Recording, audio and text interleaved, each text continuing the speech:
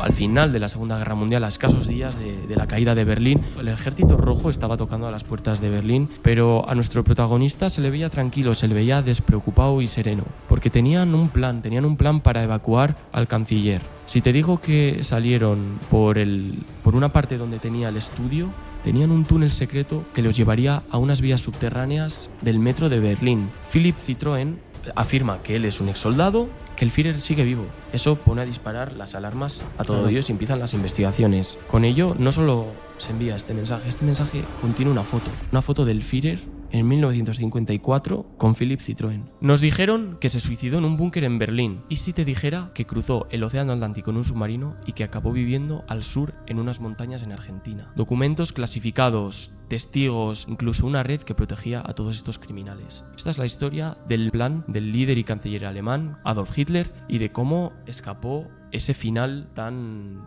trágico. Nos vamos a remontar al final de la Segunda Guerra Mundial, a escasos días de la caída de Berlín, un 28 de abril de 1945. Los que sepan un poco de historia sabrán que está a 2 días de su supuesta muerte, y esto nos hizo esperar. Los rusos, el ejército rojo estaba tocando a las puertas de Berlín y habían lanzado más de miles y miles de misiles a la capital alemana, pero a nuestro protagonista se le veía tranquilo, se le veía despreocupado y sereno, porque tenían un plan para evacuar al canciller. Si te digo que salieron por una parte donde tenía el estudio, tenían un túnel secreto por donde Eva Braun, que era la mujer en ese momento, pues Eva Braun, Adolf y el séquito de oficiales con el que iba, decidieron salir del Führerbunker, lugar donde estaba a escasos días de ser asaltado, y donde abandonaron por este túnel secreto que los llevaría a unas vías subterráneas del metro de Berlín. Al salir a la superficie estaría listo una pista de aterrizaje improvisada donde les esperaría un avión, pues un bombardero, lo utilizan como un bombardero, pero en este caso sería un avión de transporte. Este avión no se hizo esperar, no tenían mucho tiempo, y es a las 3 de la mañana del 29 de abril que se dispondrían a salir. El mal tiempo les permitió que los radares y que los cazas soviéticos no les pillaran, y pusieron dirección a un país, en este caso sería Dinamarca, lugar donde aterrizarían, obviamente estaría ocupado, y al aterrizar los recibirían soldados alemanes que estaban heridos, que estaban magullados, que estaban jodidos, y que al saludarlos tampoco iban a esperar porque tendrían otra parada más. Al salir de Dinamarca repostarían en esta vieja estación de cepelines y se pondrían rumbo al mar Báltico. La posición no se desconoce cuál, pero es un aeropuerto que está cerca del mar Báltico, donde allí harían un intercambio. Allí se bajarían de este avión para montarse en otro mejorado. ¿A qué me refiero? Mejorado con que podría aguantar largas duraciones arriba en el aire sin tener que volver abajo a repostar. Van a ir a otro país, el nuestro en este caso, van a ir a España, dirección España. Como muchos sabéis, la relación de España en la Segunda Guerra Mundial era neutral, pero los encuentros entre el líder Franco y Hitler ya se habían hecho, ya habían venido los alemanes aquí, por tanto había un poco de amistad.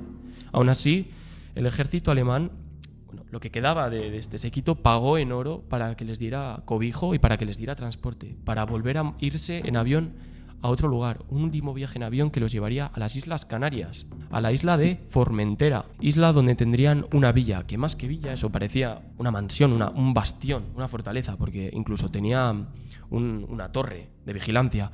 Esta era la Villa Winter, era una fortaleza equipada con una antena de radio bastante grande que les permitiría realizar comunicaciones de larga distancia, como por ejemplo Berlín-Buenos Aires, poder comunicarse a Berlín, a lo que quedaba de comandancia allá, y a Buenos Aires, que es el futuro que les esperaba. Además de eso, contaba con un aeropuerto grande que les permitiría poder aterrizar o salir con aviones medianamente grandes, y un pequeño puerto. Acordaos del pequeño puerto, porque al día siguiente en este pequeño puerto amanecerían 3 submarinos. Y estos 3 submarinos no eran los submarinos de ataque convencionales que tenían, sino que eran submarinos preparados para larga duración, para escape. Estaban modificados para poder aguantar mucho bajo el agua y para hacer viajes de larga distancia. Estos submarinos permitían que en las mejores condiciones, con la recarga de baterías a tope y repostaje a tope, podían cruzar el Atlántico y volver con todo esto. Además de que irían cargados de suministros, comidas, todo lo que les permitiría aguantar, además de medicamentos para el Führer, porque no sé si sabéis que el Führer tenía este problema de Parkinson. En los últimos momentos de la guerra se le veía con la mano izquierda temblando mientras daba la mano. Es en este momento que pondrían rumbo a un sitio. Se van a ir a Argentina. Con esto vamos a pasar al siguiente, lo que es etapa, ¿no? Una vez llegan a Argentina, voy a presentar a don Luis Marotti, que es el segundo protagonista de la historia, que es este protagonista es comisario de policía. Pues bueno, don Luis Marotti se encontraba en Necochea y uno de sus oficiales le empezó a decir: oye, estoy recibiendo señales raras, señales de como que alguien se está intentando comunicar. Y eran señales de comunicación, alguien está hablando alemán. Eso puso en alerta. Digo, ¿qué está pasando? Se supone que hacen aquí. Guerra, claro. Este submarino estaba buscando refugio en las costas de Argentina. Entonces lo que pedían era asilo, era poder atracar el submarino, ¿no? Claro, pero no sabían que estaba ahí. No sabían que ahí estaba el paquetito, estaba ahí el líder. Don Luis Marotti, a la mañana siguiente, encontraron rastros como de neumático en la arena. No sabían dónde estaba el submarino, pero encontraron rastros de neumáticos en la playa. Con todo ello, puso a los oficiales a buscar, a rastrear estas huellas, y cuando iban a llegar a encontrar ese origen, salieron soldados alemanes y les pararon. Avisó a la comandancia, avisó a los superiores, y los superiores callaron y dijeron: no te metas en este caso. En ese momento, el gobierno estaba dirigido por Juan Domingo Perón. Supuestamente era simpatizante de estos, entonces probablemente pudiera haber dado. Les ayudaría. Os voy a presentar ahora a Martin Bormann, que era secretario del Führer en ese momento.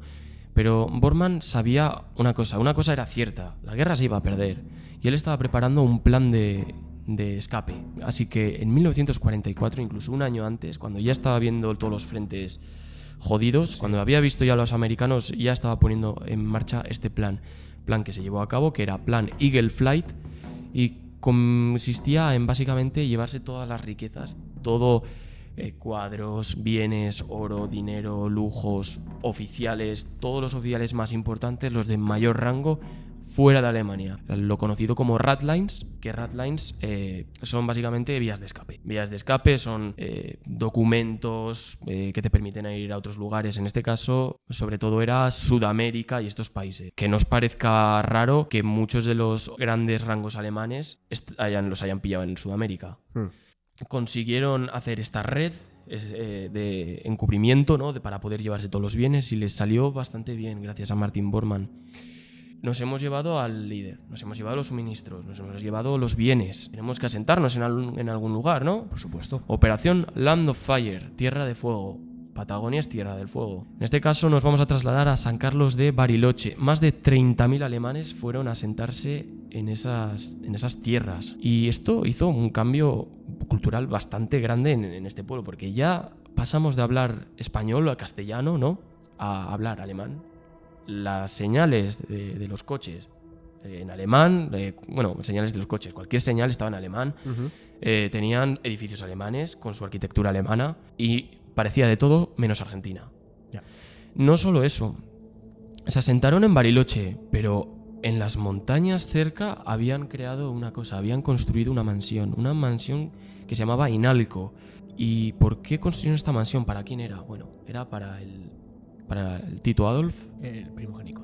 Eso es, era para el líder, Adolf Hitler, y era básicamente un centro de comando totalmente equipado para poder escapar, con sus vías subterráneas de escape, armas, antenas, por supuesto, radio y comunicación, para que no le pase nada al Führer. Trajeron a un séquito totalmente, esto lo hicieron meticulosamente y cuidadosamente para poder proveer de todo al Führer de la mejor manera. Que trajeron médicos contra el Parkinson, trajeron oficiales, y nos vamos a trasladar ya al 1955.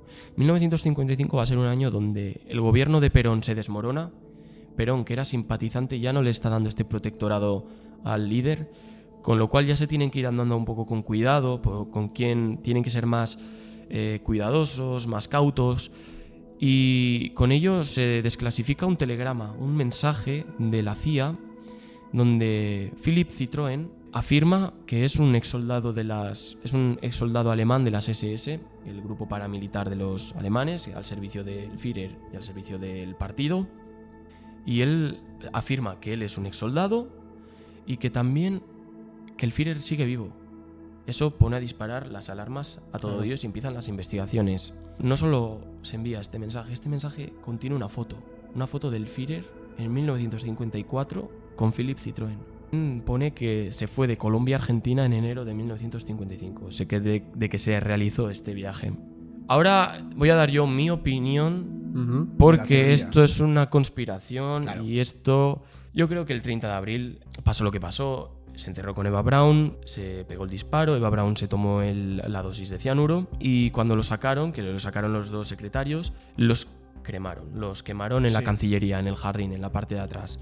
Cuando los quemaron había un problema, no tenían suficiente combustible.